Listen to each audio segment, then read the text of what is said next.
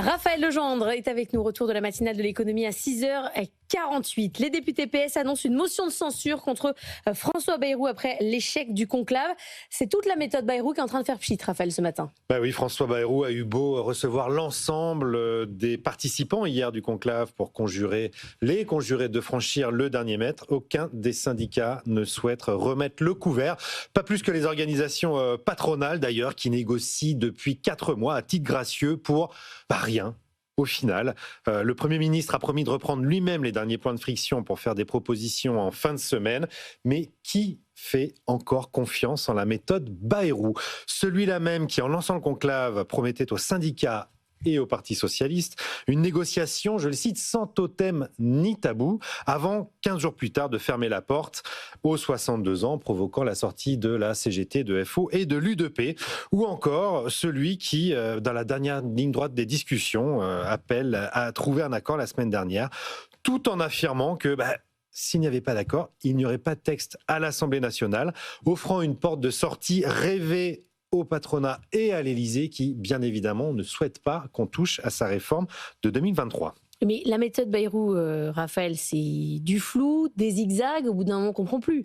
Et oui, à force de trop jouer avec le feu, on finit par se brûler. Alors la méthode Bayrou est en train de s'effondrer sur elle-même et de fragiliser le Premier ministre désormais sous le coup d'une motion de censure du PS, cela même qu'il était censé décrocher avec ce conclave. On écoute le président du groupe socialiste à l'Assemblée nationale, c'était hier aux questions au gouvernement. Monsieur le Premier ministre, ma question était simple. Le Parlement aura-t-il le dernier mot, y compris sur la mesure d'âge et sur l'équilibre de notre système des retraites? Vous ne m'avez pas répondu cette semaine comme vous y avez déjà dit non la semaine dernière. Monsieur le Premier ministre, le respect de la parole donnée est à la base même de notre régime démocratique. Vous avez pris des engagements pas tenus sur ce sujet comme sur bien d'autres. Cela nous contraint, Monsieur le Premier ministre, à déposer une motion de censure contre votre gouvernement. Voilà, des engagements pas tenus comme sur bien d'autres. À force de manœuvrer, François Bayrou dans la même position, se retrouve dans la même position que son prédécesseur Michel Barnier. En gros, ça veut dire que c'est le RN qui a la main. Exactement, en perdant son flotteur gauche, le Premier ministre vient de réarmer le Rassemblement national. Un Rassemblement national qui a dit qu'il ne censurerait pas sur les retraites, mais faut-il vraiment le croire ? Hier, à Impact PME, Jordan Bardella a indiqué qu'il ne s'interdisait rien concernant la motion de censure annoncée par le PS.